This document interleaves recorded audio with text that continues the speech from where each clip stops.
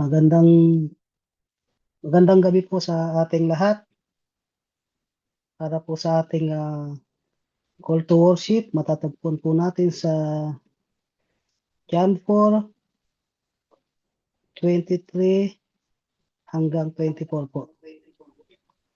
At ganito po ang sinasabi, "Subalit dumarating na nga ang panahon, at ngayon na nga, na ang mga tunay na sumasamba sa Ama ay sasamba sa Kanya sa espiritu at katotohanan.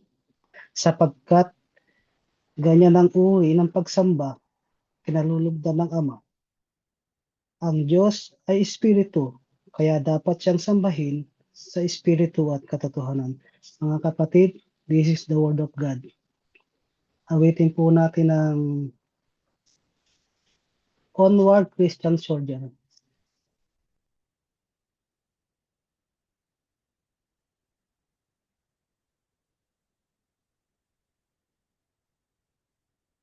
Onward, Christian soldiers, marching as to war, with the cross of Jesus going on before.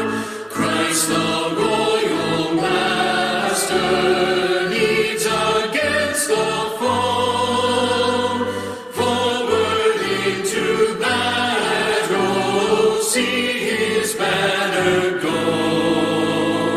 Onward, Christian soldiers, marching as to war, with the cross of Jesus going on before. At the sign of triumph, Satan's host doth flee.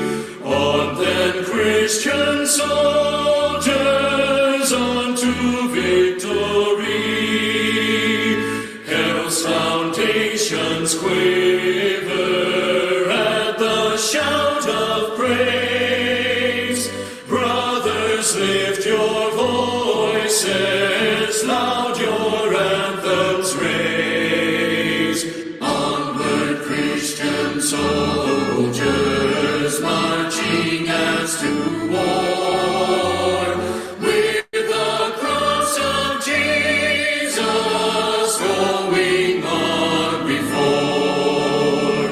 Onward then, ye people, join our happy throng, blend without your voices in the triumph song.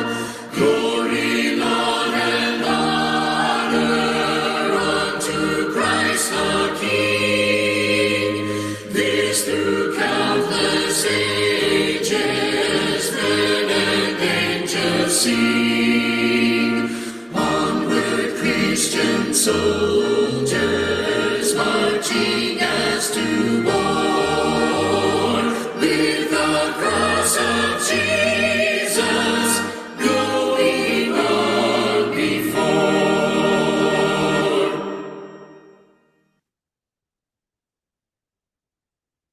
Mga kapatid, tayo po ay manalangin.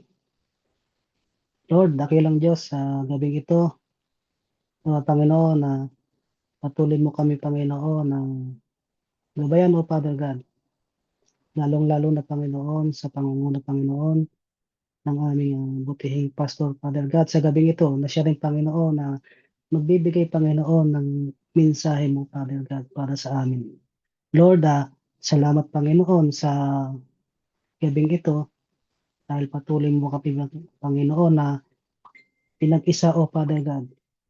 Bagaman online, Father God, ang pagsambang ito, kami, Panginoon, ay lubos-lubos, Panginoon, na nagpapasalamat dahil kami, Panginoon, ay makakapagsambas, Panginoon, sa inyong pangalan, Lord God. Lord, nawa, Panginoon, na proteksyon, Panginoon, sa bawat isa ang mangyari, Panginoon, sa gabing ito, at pagpapala, Father God. Lord, salamat, Panginoon, sa lahat, Panginoon, ng pagkakataon, Father God, na kami, Panginoon, ay makapagpatuloy, Panginoon, sa tungo, Panginoon, sa iyong kalooban, O Lord God. Lord, wala kami, Panginoon, may balik, Panginoon, sa inyo kung hindi ang magsamba at pagpatuloy, Panginoon, na kami, Panginoon, ay manalangin upang sa aming, Panginoon, kaligtasan, O Lord God. Lord, alam namin, Panginoon, na kung wala kay Father God, ay hindi namin, Panginoon, kayang gawin ang aming mga bagay, Father God. Hindi namin, Panginoon, na kayang magawa, Father God, ang aming mga naisin, O Lord God. Lord, sa iyo lamang, Panginoon, ang papuri. In Jesus' name we pray. Amen. Mga kapatid, Amen. dako na po tayo sa ating scripture reading. Napangunahan po tayo ng ating buhtihing pastor po na si Pastor Danny Vidal. Ang atin pong talata, mga kapatid, na siyang batayan ng atin pong mensahe ngayong gabi ay matatagpuan po sa Bagong Tipan, sa aklat ng mga taga-Kolosas, Kabanatang 3, talatang 1 hanggang 4, at ganito po ang ating mababasa. Yamang binuhay kayong muli na kasama ni Kristo, ituon ninyo ang inyong pag-iisip sa mga bagay na nasa langit na kinaroroonan ni Kristo na nakaupo sa kanan ng Diyos.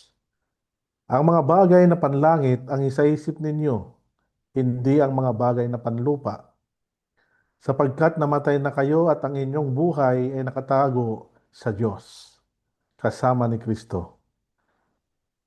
Si Kristo ang inyong buhay, at kapag siya ay nahayag na, mahahayag din kayong kasama niya at makakahati sa kanyang kalwalhatian. Pinagpala po tayo ng Panginoon sa pagkarinig po natin sa pagkabasa ng bahagi ng salita ng Diyos. Amen. Amen. Thy word is a lamp unto my feet and a light unto my path. Thy word is a lamp unto my feet and a light unto my path. Amen. Mga kapatid, dako na po tayo sa ating proclamation of word. Napangunahan po tayo ng ating buting pastor, ni Pastor Danny Vidal. Salamat, Brother Marlon, sa inyo pong pangunguna sa ating pananambahan. Magandang gabi po sa ating lahat, mga kapatid. Kumusta na po kayong lahat? Nakakapanibago po sa kapag ganito pong online kasi hindi ko po makita ang mga mukha ninyo. Hindi katulad po sa church, nakikita ko yung reaction ninyo kapag tayo po ay nakikinig ng sermon. Ano po? Pero ngayon, hindi kong makita kung anong ginagawa ninyo ngayon, kung busy pa kayo. Ano po? Ang mahalaga, nandito po yung presensya niyo po ninyo kahit na kayo po ay busy, mga kapatid. Lalong-lalo na tayo po ay nasa hindi normal na sitwasyon at lagi tayong alerto kapag mayroon pong dumating na advance alert sa atin. Kaya po yung atin pong opening song kanina, opening hymn, it's about Onward Christian Soldier. Tayo rin pong mga Kristiyano pala ay sundalo at tayo po ay kabahagi ng Israel sa paglaban nila sa bansang Iran upang matamo ang demokrasya at kapayapaan. Ano po? We are as Christian, we are pro peace and pro democracy. Ano po? Ng lahat po ng karapatan ng tao ay dapat marespeto at iginagalang at matamo ng bawat isa. Tayo po ay manalangin, mga kapatid. Panginoon, sa amin pong pagbubulay-bulay ng iyong mga salita sa oras na ito, nalangin po namin, Panginoon, ang iyong patuloy na banal na presensya, ang siyang manguna sa amin, Panginoon. Puspusin mo kami, Panginoon, ng iyong banal na Espiritu Santo. Pawiin mo, Panginoon, ang anumang mga pangamba at mga balakid, Panginoon, sa amin pong pagsamba at ganoon din po sa amin pong pakikinig at pagtanggap ng tinapay ng buhay sa gabing ito, Panginoon. Nawa, O Diyos, bigyan mo kami ng karunungan at kaalaman na nagmumula sa iyo upang lubos po naming maunawaan ang mensahe na nais mo pong iparating sa amin sa gabing ito, Panginoon, bilang kasangkapan na maging kalakasan ng amin pong pananampalataya. Panginoon, maghari ka. Manguna ka, Panginoon, sa amin pong gawain. Sa pangalan ni Jesus namin tagapagligtas, itong aming dalangin. Amen. Ayon po kay Amen. Haring Solomon sa kanyang pong aklat na Ecclesiastes, matatagpuan po natin doon sa Kabanatang 3 na ang lahat po ng mga pangyayari sa mundong ito ay nangyayari sa panahong itinakda ng Diyos. So lahat po ng mga nangyayari sa ating buhay ay nangyayari sa panahong itinakda ng Diyos. Kaya yung pong mga ayaw pang umuwi ng Pilipinas, marahil nakatakda yun, itinakda ng Diyos kung kailan kayo uuwi. Ano po? Kung kaya lahat po ng nangyayari, nandun yung kapanganakan, itinakda ng Diyos yan. Dumarating din yung buhay natin na tayo ay magiging matanda na, may edad na, ganon. Hindi natin maiiwasan yan. Nakatakda yan mga kapatid. Mayroon din yung panahon na dahil sa katandaan natin, dumarating na rin yung atin pong panghihina ng katawan at tayo ay nagkakasakit. At hindi po natin maiiwasan yun hanggat nandito tayo sa mundong ito. Yan ang mga bagay na hindi po natin maiwasan sapagkat yan ay nakatakda. Panahon na tayo sinilang, may panahon din na tayo ay aalis sa mundong ito. Higit sa lahat, may panahon po ng digmaan, ngunit may panahon din po ng kapayapaan. But in reality, ang binibigay po na kapayapaan ng mundong ito ay pansamantala lamang, di po ba? Mamaya, walang siren ng ilang oras. Pagkalipas ng ilang oras o ilang panahon, mayroon na naman. So, there is no perfect peace in this world. Ano po? Tanggapin na po natin yon sa ating buhay. Wala pong perpektong kapayapaan na may bibigay ng mundo. Subalit, ang Diyos lamang ang makapagbibigay sa atin ng tunay na kapayapaan. Ang Panginoong Yesus lamang ang makapagbibigay sa atin ng kapayapaan sa kabila ng mga pagsubok at mga pangyayari at digmaan na atin pong nararanasan. Nandun yung kapayapaan na nagmumula sa Panginoon. Amin po ba? At doon Amen. po sa ating binasa kanina, sa Colossians chapter 3, sabi po niya sa verse 1, yamang binuhay kayong muli na kasama ni Kristo. Ibig sabihin, nung tayo po ay nakipagkaisa sa Panginoon, nung tayo po ay manalig sa Panginoong Hesus Kristo at tanggapin natin siyang Panginoon at tagapagligtas ng ating buhay, binago po niya ang ating mga buhay, di po ba? Binigyan po niya tayo ng bagong buhay. At dahil tayo po may bagong buhay na kay Kristo, ang tagubilin po ni Apostol Pablo, sabi niya, ituon ninyo bilang mga binago na ng Panginoon, may bagong buhay kay Kristo, sabi niya, ituon ninyo ang inyong pag-iisip sa mga bagay na nasa langit. Ituon ninyo ang mga bagay na nasa langit. Ano po ba yung mga bagay na nasa langit? Sa langit po, according sa Bible, doon po wala na pong Yun po ay walang hanggang kapayapaan. Doon po ay napakaliwanag. Doon po ay mapayapa. Doon po ay wala na pong kaguluhan. Ganon po ang langit. Doon po ay may tunay na kaligayahan at kasiyahan. Doon po ay wala na pong pagkakasakit. Wala na rin pong pagkakasala. So yun po yung mga bagay na makikita na buhay na walang hanggan. Ano po? So, sa buhay na ito, dahil tayo po ay nasa laman pa, tayo po ay binigyan pa ng Panginoon ng pagkakataong maranasan ng buhay dito sa mundo, but let us accept the reality that we are only travelers, that we are only strangers, foreigners in this world. Darating yung panahon na pupunta tayo doon sa lugar na inihanda ng Panginoon, na kung saan sabi ni Apostol Pablo, ituon ninyo ang inyong pag-iisip sa mga bagay na nasa langit. Ano po? Na kung saan doon sa langit naroon ang ating Panginoong Kristo at siya po'y nakaupo sa kanya pong trono. And verse 2, sabi po niya, ang mga bagay na panlangit ang isa-isip ninyo, hindi ang mga bagay na panlupa. Parang napakahirap mga kapatid na isipin po ano. Paano po ba hindi isipin yung mga kwan, isa-isip yung mga bagay na panlupa? Di ba ang mga bagay na panlupa, pagkain, sweldo, ano pa, damit, magandang bahay, mapag-aral natin yung mga anak natin, propesyon. Mga bagay na panlupa yon, di po ba?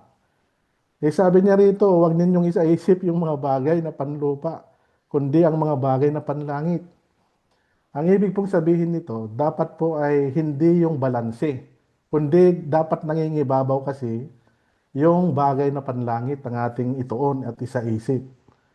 Kasi kung ang isip po natin ay puro lahat sa panlupa, tayo po ay mahihiwalay sa Diyos.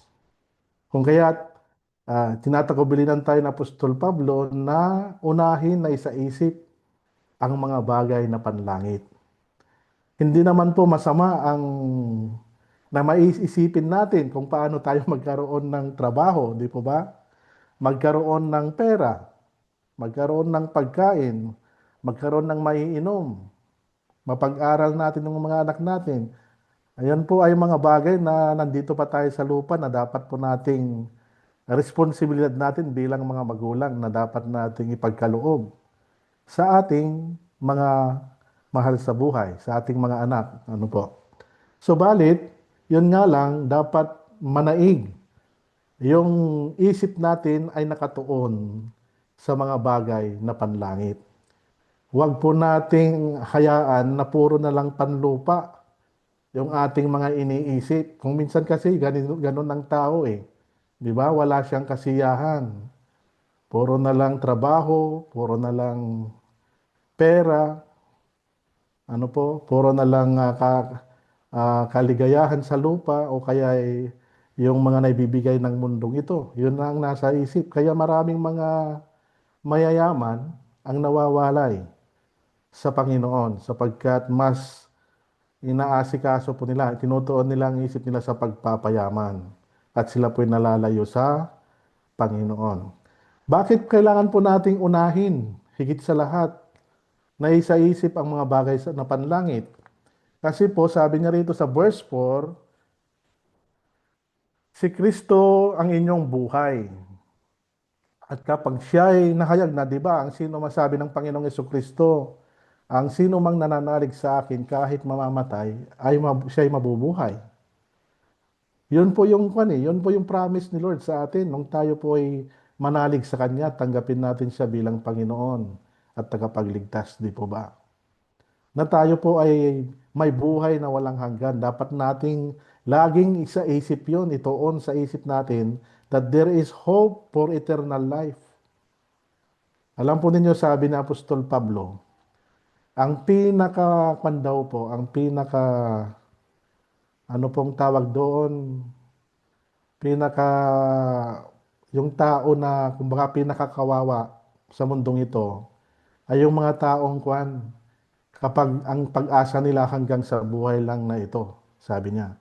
Kung ang pag-asa ninyo ay sa buhay lang ng ito, sabi niya, kayo na ang pinakakawawa sa lahat ng nilalang sa mundong ito, sabi niya. Kasi nga, pag namatay ang walang paniniwala sa buhay na walang hanggan, ang hindi naniniwala sa second life, sa eternal life, kapag namatay sila, wala na. Ganun lang sa kanila. Pero sa atin, we have that hope, living hope of eternal life. Sabi nga ng Panginoon, si Kristo ang inyong buhay o ang buhay na walang hanggan. Kapag siya'y nahayag na, mahahayag din kayo na kasama niya at makakahati sa kanyang kalwalhatian. Kaya napakaliwanag dito mga kapatid that this world is not our home. Mayroon pang mas magandang lugar na nakalaan na ipinangako sa atin ng Panginoon. at iyon ay ang buhay na walang hanggan. Na kung saan bibigyan tayo ng Diyos ng bagong katawan na hindi na masisira at hindi na rin mamamatay, mga kapatid. Kung kaya't mga kapatid, ituon natin ang ating isip. Unahin natin sa pagising natin sa umaga, sa araw-araw, na bawat sandali ng ating buhay, dapat po nating huwag kalimutan ang mga bagay na panlangit. Sabi po ni Apostol Juan sa 1 John chapter 2, verses 15 to 17, sabi po niya rito, ito po ang tagubilin sa atin ni Apostol Juan patungkol sa mga bagay na kinahuhumalingan ng mga tao sa mundong ito. Sabi niya, huwag ninyong ibigin ang sanlibutan o ang mga bagay na nasa sanlibutan. Ang umiibig sa sanlibutan ay hindi umiibig sa Ama. Napakaliwanag po ano. Ang umiibig daw sa sanlibutan ay wala sa kanila, ay hindi umiibig sa Ama. Napakaliwanag. So mga kapatid, ibig sabihin kasi kapag inibig mo ang mundo, ang sanlibutan, pinagpalit mo na ang Diyos sa makamundo. Yun po ang ibig sabihin nun. Kailangang mamili ka lang. Ang sanlibutan, ang mundo, ang mga makamundong bagay, o ang Diyos. Dalawa lang naman po. At kung pinili mo ang sanlibutan, wala sa iyo ang pag-ibig ng Ama. Sapagkat ang pag-ibig mo ay nasa mga bagay na nandito sa lupa. Magkaiba po yung kailangan natin ang mga bagay dito sa mundong ito. Doon sa iniibig natin. Kasi kapag, di ba, kailangan natin importante.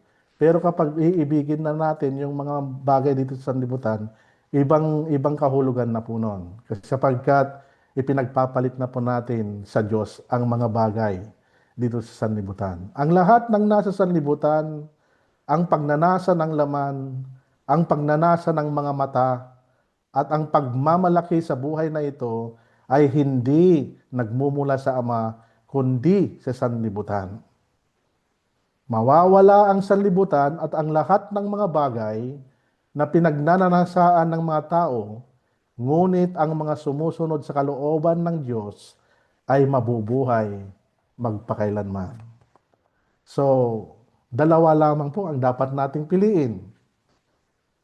Kung pipiliin po nating maging mayaman at mahalin ang sanlibutan ito, piliin na mahalin natin ang mundong ito, ang mga bagay dito, wala po tayong gantimpala. Subalit sabi niya rito, ngunit ang sumusunod sa kalooban ng Diyos ay mabubuhay magpakailanman. Mahalaga po ang pagkain, mahalaga po ang savings, mahalaga po ang investment, mahalaga po ang insurance kung mayroon kayo, mahalaga ang mga bagay na ito. Subalit, kailangan ito ay hindi po natin prioridad, pinaka-prioridad sa buhay na ito. Dapat ang prioridad po natin ay ang mga bagay patungkol sa langit. Ito ay mga pagpapala ng Diyos. Subalit, hindi po natin dapat itong paglingkuran, hindi po natin dapat itong gawing Diyos ng ating buhay. Sabi pa niya sa 1 Timothy chapter 6 verse 10, according to Apostle Paul, sabi niya, sapagkat ang pag-ibig sa salapi ay ugat ng lahat ng kasamaan. Sabi niya rito, ang pag-ibig sa salapi. Ang salapi, mga kapatid, ay mahalaga, makamundo yan. Ano po? Subalit, iba po yung pag-ibig sa salapi. Doon sa ang salapi. Ang salapi ay mahalaga sa atin. Pero kapag ito po'y inibig natin, mawawalay po tayo sa Diyos. Ano po? Sabi niya, sapagkat ang pag-ibig sa salapi ay ugat ng lahat ng kasamaan. Kaya nga maraming nakinabang sa mga mali-malita na pera ng bayan natin sa Pilipinas, di ba? Dahil sa pagkamal at pag-ibig sa salapi. Dahil sa paghahangad na yumaman, ang mga tao ay nalalayo sa pananampalataya at nasasadlak sa maraming kapaghatian. Yun po ang dadanasin ng taong mamahalin niya ang salapi o may pag-ibig na malubos sa salapi. Sila po ay mapapahamak at malalayo sa pananampalataya. Hindi po masama ang yumaman kung ito ay kalooban ng Diyos. Hindi po masama ang yumaman basta po ito ay kinuha natin sa tamang pagpapayaman. Pero kung ito na po kung ang salapi o yaman ay ang atin pong paglilingkuran at iibigin, doon na po tayo nagkakaroon ng pagkakasala sa Diyos sapagkat nagiging idol na natin. Pinagpapalit na natin yung idol natin o yung Diyos natin. Yung Diyos na pinaglilingkuran natin ay nagpapalit na natin sa pera o sa material na bagay. Mayroon ding tagubilin sa Apostol Pablo sa 1 Timothy chapter 6 verse 17 to 19. Ang mayayaman sa material na bagay ay utusan ninyong huwag magmataas. Sino po ba rito sa inyo ang mayayaman sa material na bagay? Siguro marami na kayong napundar. Ano po? Marami na kayong naipon. At sabi niya rito, ang mayayaman sa material na bagay ay utusan mong huwag magmataas. Kung minsan ng tao kasi pag yumaman di ba, nagmamataas. At huwag umasa sa kayamanang lumilipas. Tandaan po natin, ang buhay ay parang isang aso. Ano po? Parang usok ang buhay natin. Iti Ilocano ti apagdarikmat. Ano po? Tayo po ay mawawala. Ganon po kaiksi ang buhay. Hindi natin alam. Katulad nung nangyari doon sa ating kababayan, hindi niya alam na sa gabing yun ay yun na pala ang gabing siya po ay kukunin na ng Panginoon. Ano po? So, sabi niya rito, kaya wag po nating ituon ang ating mga isip sa mga bagay lamang na panlupa, kundi wag po tayong magmataas, kundi sabi niya, wag tayong umasa. Wag nating gawing seguridad yung kayamanan. Sapagkat ang mga bagay dito sa lupa ay lumilipas. Subalit ang salita ng Diyos ay maghahari sa ating mga puso magpakailanman. Sa halip sabi niya, umasa sila sa Diyos. Dapat ang pag-asa natin ay sa Diyos. Huwag doon po sa mga bagay na nasa sanlibutan. Kung minsan kasi pinagpapalit natin yung pag-asa natin sa mga material na bagay at nakakalimot na tayo sa Diyos. Ano po? Yung mga bagay na yun sa Diyos yun kaya niyang ibigay sa atin kung tayo po ay lubos na magpapasakop at maglilingkod sa Kanya. Sabi niya, sa halip, umasa sila sa Diyos na masaganang nagbibigay ng lahat ng mga bagay para sa ating kasiyahan. Yun pala, may pangako ang Diyos na kung tayo po ay itutuon natin ng ating pag-asa sa Diyos, sabi niya, siya po ay masaganang nagbibigay ng lahat ng mga bagay para sa ating kasiyahan. So, napakaliwanag dito na kung tayo po bilang mga Kristiyano at anak ng Panginoon, ay iasa po natin ang lahat, ipagkatiwala natin sa Diyos ang lahat, sabi niya, siya po'y masaganang nagbibigay ng lahat ng mga bagay. Utusan mo silang gumawa ng mabuti at magpakayaman ng mabubuting gawa, maging bukas palad at matulungin sa kapwa. Darating kasi ang panahon mga kapatid, tayo po ay haharap sa Panginoon at tatanungin niya, anong ginawa mo sa lupa? Anong ginawa mo sa iyong kapwa? Because what we do to our neighbor is what we do to our God. Kung anong ginawa natin sa kapwa natin, yun ay ginagawa natin sa Diyos. Kaya kapag binababa natin ang dignidad ng kapwa natin, anong gantimpala ang makukuha natin pagdating ng araw?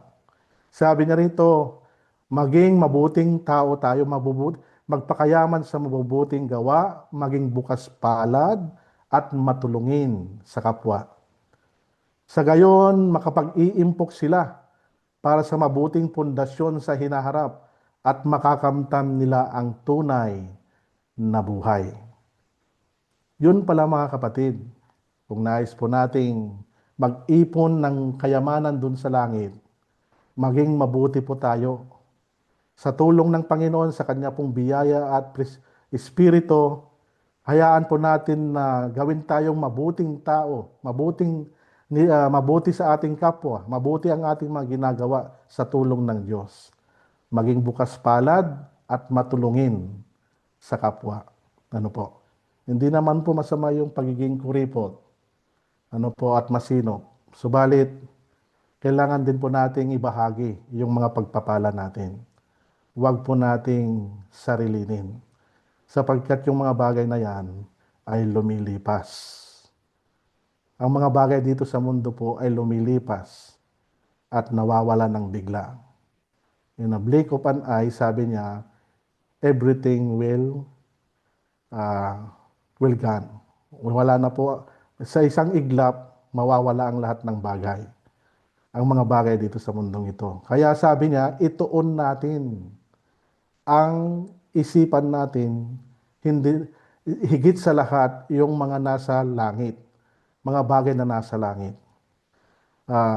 Paano po natin sa atin pong mga kalagayan dito, lalong-lalo na dito sa Israel, paano po sa atin pong kasalukuyang sitwasyon bilang mga caregiver, mga OFW, di ba napakahirap yung ganitong sitwasyon.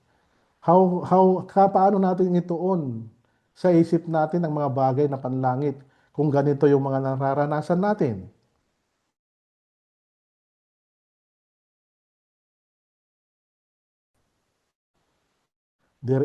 Sa atin po ang pananalangin, hindi po natin may tutuon ang ating mga isip sa mga bagay na panlangit. Kailangan nating may koneksyon lagi sa Panginoon, Diyos, sa ating tagapagligtas ni Jesus, upang ang mga bagay na panlangit ay nasa isip natin palagi. Kailangan po nating ang panalangin, matyaga sa panalangin. Lagi po tayong makipagdiig, makiusap sa Panginoon sa magitan ng panalangin. Sabi nga sa Santiago chapter 5 verse 7 to 8, kaya nga mga kapatid, magtiyaga kayong hanggang sa pagdating ng Panginoon. Habang hinihintay natin ng digmaan ay tumigil, di ba hinihintay natin na maging mapayapa na. Yung iba kapag mapayapa na siguro, uuwi na. Mayroon tayong mga hinihintay, di ba? Ang tuon ng isipan natin ngayon, nakatuon ng isipan natin ngayon, sana kumalma na ang sitwasyon dito. Ano po? Meron din nakatuon sa pansin natin ngayon, sana pagkatapos nitong digmaan na to, meron naman sanang pagtaas ng sahod. Di ba? Nakatuon din ang isip natin kung minsan, ganon. Ano po? Maraming mga bagay na nakatuon ang isip natin. Ano po? Subalit sabi niya rito, dapat din pagtuunan natin ng pansin yung pagdating ng Panginoon. Sapagkat sabi nga niya, pagdating ng Panginoon ay katulad ng isang magnanakaw. Wala pong magnanakaw na nagsasabi muna o nagbibigay ng reminder bago magnakaw. Ang magnanakaw po ay biglaan po, Hindi natin inaasahan. Ganun din po yung pagdating ng Panginoon. Doon din po sana natin ituon ang ating mga isipan sa pagdating ng Panginoon. Tignan ninyo ang magsasaka. Buong tiyaga niyang hinihintay ang mahalagang ani ng kanyang bukirin at inaabangan ang pagdating ng tag-ulan. So maging matyaga tayo. Sa nararanasan natin ngayon, kailangan po natin ng lalo pang tibay ng loob, tibay ng pananampalataya at maging matyaga sa panalangin sa Panginoon. Sabi niya, dapat din kayong magtiyaga. Tibayan ninyo ang inyong loob sapagkat nalalapit na ang pagdating ng Panginoon. Ayun nga pala, tibayan natin ang ating loob, maging matyaga, hindi lamang dahil sa darating din ang kapayapaan sa bansang ito, kundi tayo maging matyaga at tibayan ng loob at magpakatatag sa pananampalataya. O mga kapatid, balik po tayo. Meron po tayong alert. Ano po? See you.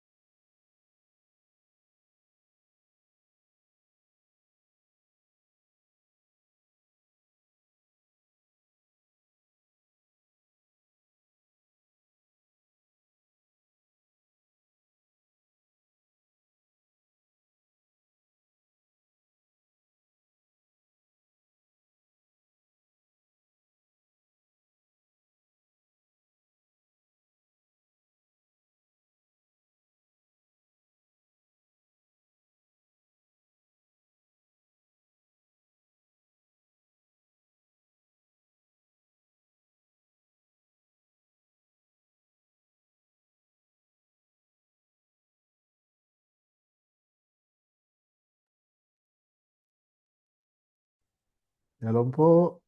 Nakabalik na kayo, mga kapatid. Tanong po, 65 ang handa lang po, Pastor. Nasa handa lang pa po. Okay na po, Pastor. Sige po, magre-resume po tayo ulit, mga kapatid. Yung mga hindi pa nakabalik, aabot na lang po sila. Ano po? So, pagpatuloy po natin, mga kapatid, yung atin pong message for tonight. Yun po, kung nais po nating ang atin pong mga isipan ay palaging ang mga bagay na panlangit, ay kailangan po natin ang pananalangin palagi. Araw-araw, sa umaga man, sa tanghali o sa gabi, ay kailangan po nating ah, makinig sa atin pong Panginoon. Sapagkat iyon ang ating koneksyon sa Kanya. Upang sa ganon ay ang mga bagay na panlangit ay hindi po natin makalimutan. Ano po? Kasi kung kulang po tayo sa panalangin talaga, kulang din yung atin pong paglagong espiritual. Ano po? So kailangan po nating manalangin at pagbulay-bulayan ng salita ng Diyos sa bawat araw. Inahalin tulad ni Apostol Santiago, na katulad ni Propeta Elias nung panahon po niya, si Elias ay isang tao na tulad din natin.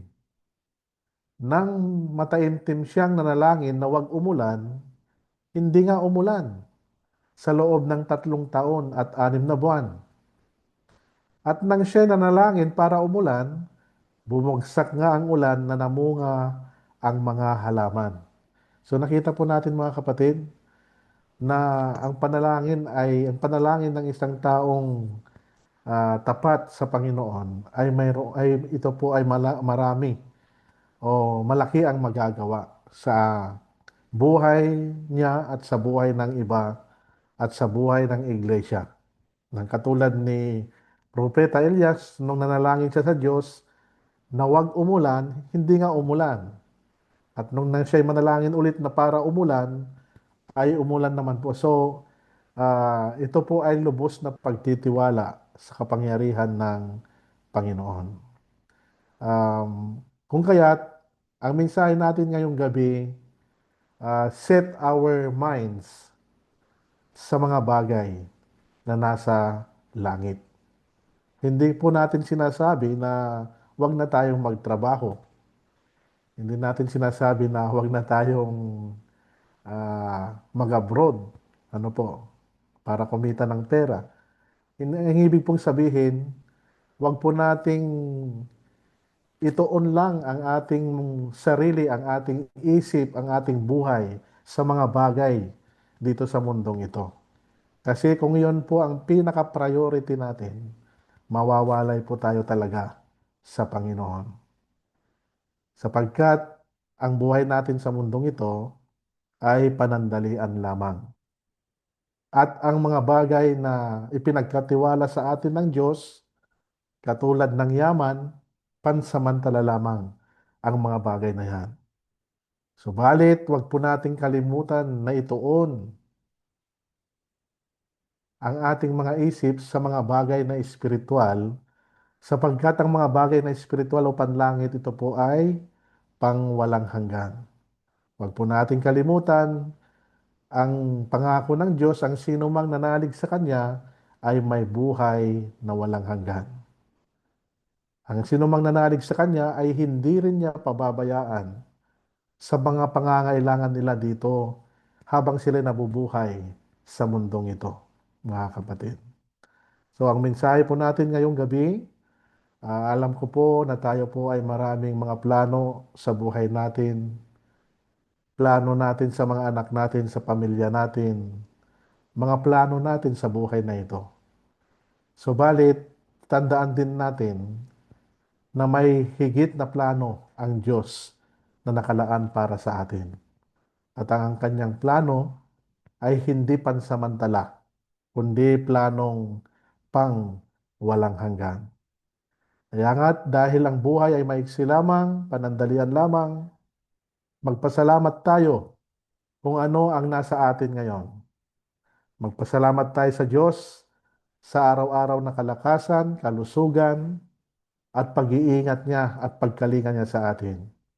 Magpasalamat tayo sa Kanya pong pagliligtas sa atin sa araw-araw at binibigyan niya pa tayo ng pagkakataon na maranasan ang buhay dito sa mundong ito na kasama natin ang ating mga mahal sa buhay. Subalit bilang isang pamilya, bilang isang iglesia, tayo po ay sama-samang naglilingkod. Tayo po ay dumadaan sa mundong ito na naglilingkod sa Panginoon. Huwag po nating ituon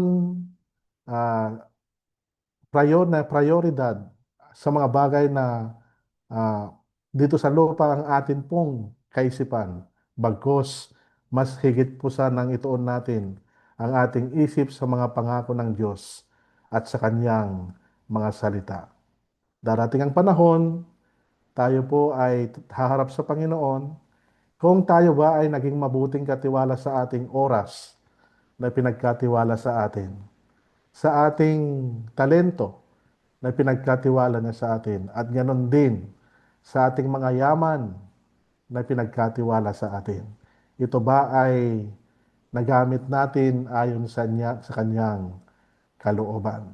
Kasi po kung tayo po ay nabubuhay sa kalooban ng Diyos, yun po ay pag-iipon ng kayamanan doon sa langit. Yun po ay pagtuon sa ating mga isipan sa mga bagay na panlangit at hindi mga bagay na panlupa. Mga kapatid, mahalaga po ang pagkain. Mahalaga po ang ating mga pangangailangan sa araw-araw. Pero pinakamahalaga sa lahat, na ituon natin ang ating isip sa mga bagay na panlangit. Ang pangako ng Diyos ng buhay na walang hanggan. Kung ano man po yung ating mga plano para sa ating pamilya, sa ating mga anak, lahat ng mga planong yan ay pagkatiwala natin sa Diyos.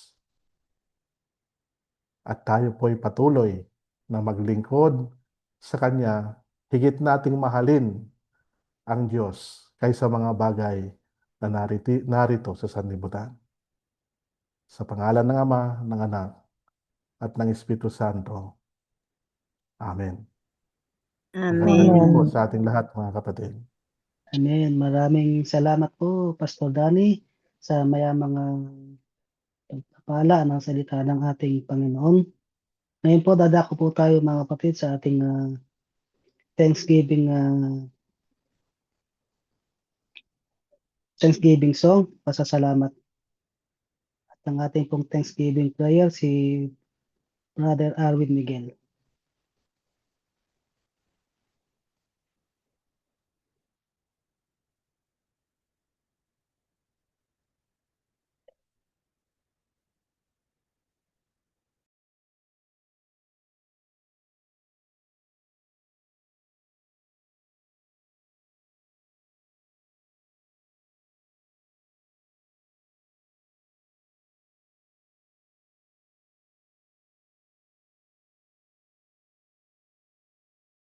Ang iyong pangalan, aawitan ng may kadakilaan. Ikaw ang Diyos na aming kanluran, pag-asa namin kaligtasan. Pasasalamat ang aming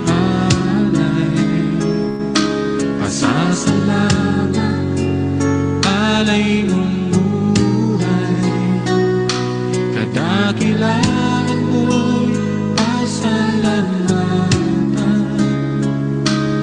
Ang pag-ibig mo'y wagas kailanman. Sa'yo'y alay aming buhay. Ikaw ang Diyos na aming gabay. Sa dalangin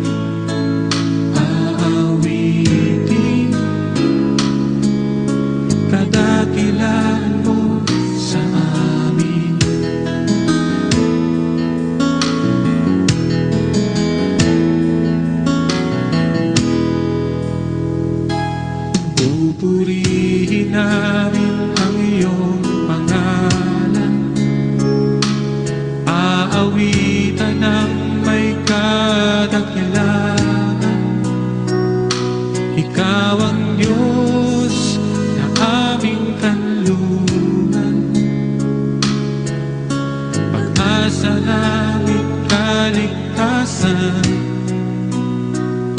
Pasasalamat ang aming alay. Pasasalamat alay mong buhay. Kadakilaan mo'y pasalamatan. Ang pag-ibig mo'y wagas kailanman. Sa'yo'y alay aming buhay. Ikaw ang Diyos na aming gabay. Sa dalangin aawitin.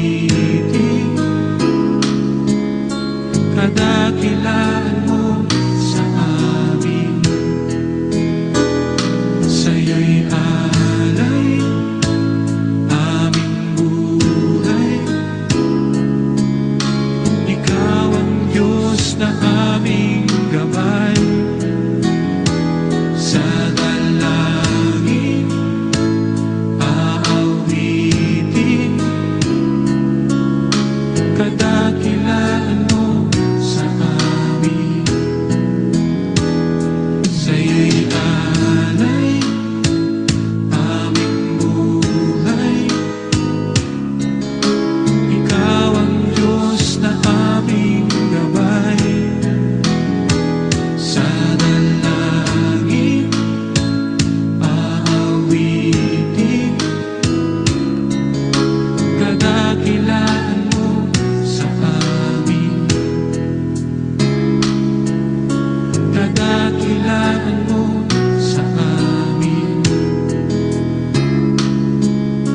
Kadakilaan mo sa amin.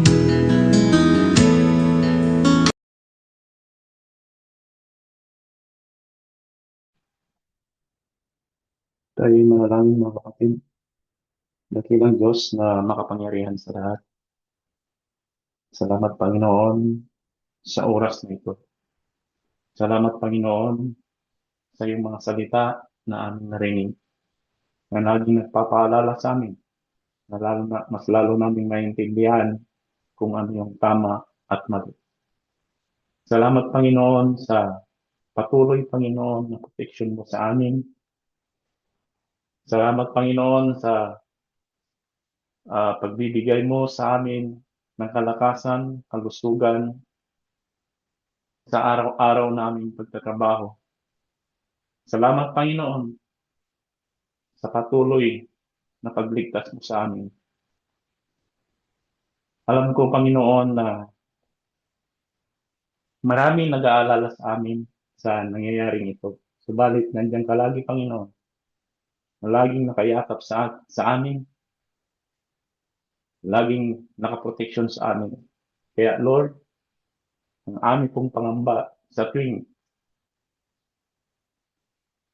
nakikiusap kami sa iyo ay nawawala dahil sa laging protection mo po sa amin. Salamat Panginoon sa di mabilang na pagpapala. Dalangin namin o Diyos na lagi kang nandyan at naniniwala po kami na hindi mo po kami pababayaan. Patawarin mo po kami, Panginoon, sa lahat po ng aming pagkakasala, pagkakamali. Salamat, Lord, sa pagpapatawad at sa pangunawa. In Jesus' mighty name we pray. Amen. Amen. Amen. Amen. Salamat po, Brother Arwin. Mga kapatid, for our closing song, awitin po natin ang Sweet Hour of Prayer.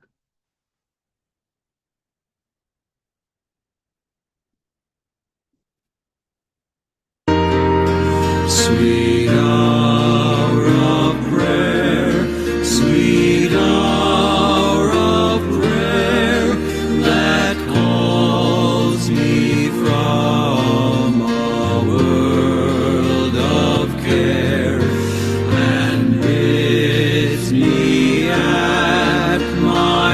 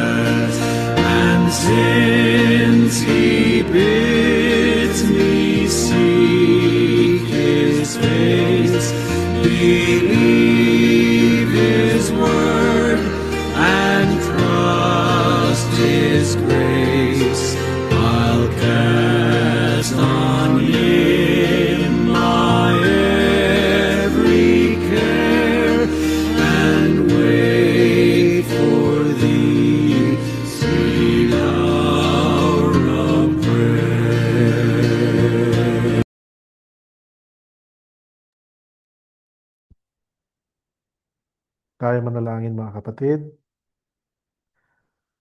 Tunay nga po Panginoon na napakainam ang manalangin o Diyos at makapiling ka Panginoon sa oras na ito. Kasama namin Panginoon ang iyong mga anghel. Kasama namin Panginoon ang mga kapatid sa pananampalataya bilang mga anak mo at bilang isang iglesia Panginoon na nagkakaisa ngayon sa pananalangin. Sapagkat sa pamagitan ng pananalangin, Panginoon, kami po ay may koneksyon sa iyo. Naririnig mo kami, Panginoon, at dinirinig mo ang mga taong may pananalig at pagtitiwala sa iyong dakilang pangalan at kapangyarihan. Panginoon, alam po namin, O Diyos, na ang digmaan na nangyayari ngayon sa bansang ito o sa region na ito ay hindi po namin kayang kontrolin. Subalit sa iyo po namin, Panginoon, ipinagkakatiwala ang lahat-lahat, Panginoon. Tulungan mo po ang bansang ito, Panginoon, na magtagumpay para sa kapayapaan. Sapagkat ang ninanais, Panginoon, ng bansang ito ay kapayapaan. Wala po siyang magagawa, Panginoon, kundi ipagtanggol, Panginoon, ng kanyang sarili, sapagkat nais po nilang mabuhay, Panginoon, ng may kapayapaan, hindi lamang sa kanilang sariling bayan, kundi sa mga karatig na bansa na kanila pong ah, kasama, Panginoon, sa region na ito. Lord, dalangin po namin, O Diyos, ang inyo pong pang-aaliw sa mga taong nawalan ng mga mahal sa buhay. Dahil po sa digmaang ito, Panginoon. Ganon din po, O Diyos, ay aliwin mo po sila. At sa mga nagnanais, Panginoon, ng kapayapaan at demokrasya, dalangin po namin, Panginoon, na bigyan mo po sila ng patuloy na katibay ng loob at ng tibay ng pananampalataya. Panginoon, dalangin po namin, O Diyos, sa iyo po namin ipinagkakatiwala na naway magtagumpay po ang kapayapaan, magtagumpay po, Panginoon, ang kabutihan sa digmaang ito, Panginoon, upang sa ganon ay magkaroon ng tunay na kapayapaan na mararanasan, O Diyos, Panginoon, ng mga bansa sa Middle East. Lord, sa oras na ito, Panginoon, alam ko po, Panginoon, na ang aking pong mga kababayan, ang amin pong mga kapatiran, Panginoon, ay may kanya-kanyang pakiramdam, Panginoon. Alam po namin, O Diyos, na hindi po namin maiwasan ang mangamba at matakot. Subalit, Panginoon, salamat po sapagkat sa magitan ng inyong mga salita, kami po ay napapatatag, kami po ay napapatibay upang kami po patuloy na magtiwala sa iyong Diyos. Salamat po, Panginoon, sa buong araw na pag-iingat mo sa amin, Panginoon. Salamat po, Panginoon, sa patuloy na mga pagpapala na ibinubuhos mo sa aming buhay, sa inyo pong pagliligtas at pagkalinga sa amin, Panginoon. Ganon din po, O Diyos, umaasa po kami at nagtitiwala ang iyong patuloy na pag-iingat at pagkalinga, Panginoon, sa amin pong mga pamilya na malayo din po sa amin ay patuloy po nilang nararanasan. Lord, gaano man katagal, O Diyos, ay hindi po namin alam ang digmaang ito. Subalit, dalangin po namin, Panginoon, na patatagayin mo po kami, bigyan mo po kami, patibayin mo, O Diyos, Panginoon, ang aming pagtitiwala sa iyo. Increase our faith, O God, na lagi po kaming magtiwala at manalangin sa lahat ng sandali. Sapagkat kung kami po'y nananalangin, Panginoon, lagi po naming itinutuon ang aming isip sa mga bagay na espiritual, Panginoon, at sa iyong mga pangako, higit sa lahat ang buhay na walang hanggan, Panginoon. Lord, tulungan mo po kami, Panginoon, na huwag mahalin ang mundong ito. Bagkus, pahalagahan po namin, O Diyos, ang mga bagay na pinagkatiwala mo sa amin. Tulungan mo kaming maging mabuting katiwala sa aming oras, sa aming mga talento, at sa amin pong mga yaman na pinagkatiwala mo po sa amin.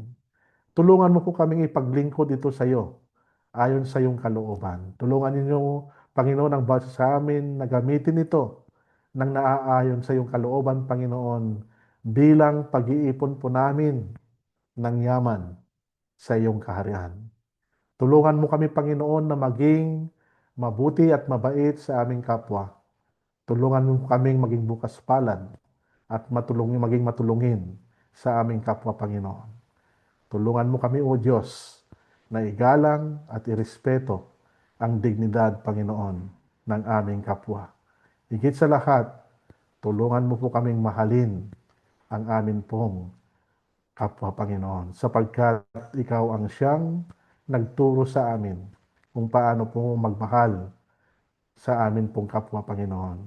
Sapagkat kung ginagawa po namin ito pa'y pagpapatunay, Panginoon, na ikaw ay aming iniibig, ikaw ay ang aming sinusunod, Panginoon, at pinaglilingkuran. Nawa, O Diyos, sa amin pong patuloy na paglalakbay sa buhay na ito, Panginoon, na yung pinagkatiwala sa amin, naway madatnan mo kami, Panginoon, sa iyong muling pagbabalik, na laging matatag, na laging nagpapatuloy, Panginoon, sa paglilingkod sa iyong dakilang pangalan.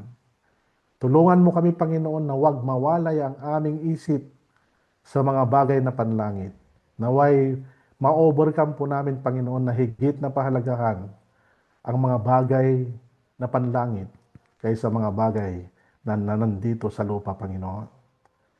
Nawa tulungan mo kami, Panginoon, na ang mga bagay na dito sa lupa ay ipinagkatiwala mo lamang sa amin at tulungan mo kaming maging mabuting katiwala.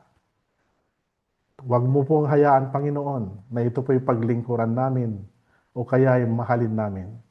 Bagkus magamit nawa ang mga bagay na ito upang kami po'y makapaglingkod sa aming kapwa, makatulong sa aming kapwa, bilang pagpapakita na rin, Panginoon, pagpapatunay na ikaw ang aming pinaglilingkuran at ikaw ang amin pong pinagsisilbihan, Panginoon.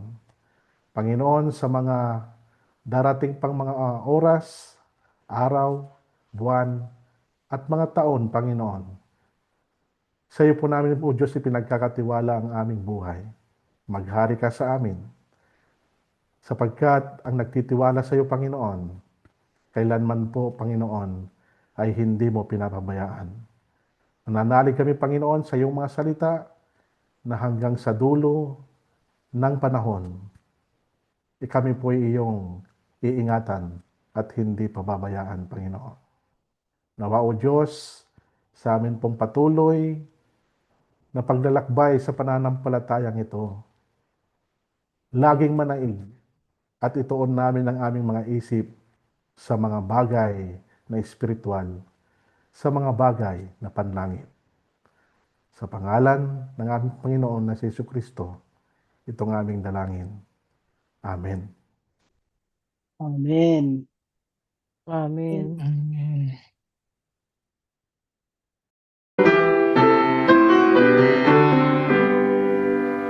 Purihin ang nagpapala, Diyos ng buong sanlilikha. Purihin sa kalangitan, Ama nating banal. Amen. At ngayon, inyong tanggapin ang masaganang pagpapala ng ating Diyos Ama na makapangyarihan sa lahat. Ngayon din ang kapayapaan na nagmumula sa ating Panginoong Jesucristo, ang siyang patuloy na maghari sa inyong mga isipan at sa inyong mga puso. At ang patuloy na pag-iingat, ang patuloy na pagpapalakas, at ang patuloy na patnubay ng banal na Espiritu ng Diyos ang siyang sumainyo ngayon at magpakailanman. Amen. Amen. Amen. Amen. Amen. Amen. Amen. Amen.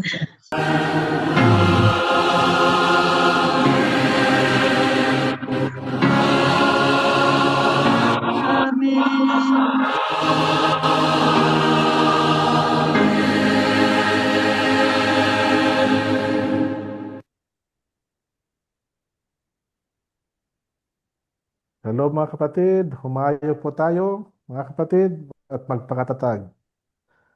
Magandang Amen. gabi po sa ating lahat. Amen. Meron to. Amen. Ito Erev Tov po. Ingat po tayong lahat. Buksan po ninyo yung mga screen ninyo Camera. para po sa atin pong camera po natin para po sa ating souvenir. Napanood niya ni Rata. Oo. Hi, good evening mga sis. Para ko teenager na yun eh. Good Buti evening po. hindi Good hindi sunod-sunod evening. yung alert.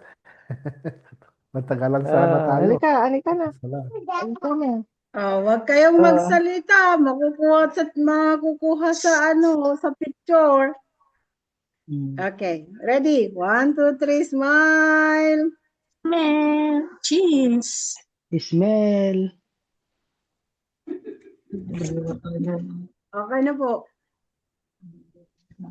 Oh, Maraming Hindi gawin dito. Lagis ka lang. Ala, El! Ala, Si David, tulog na si David.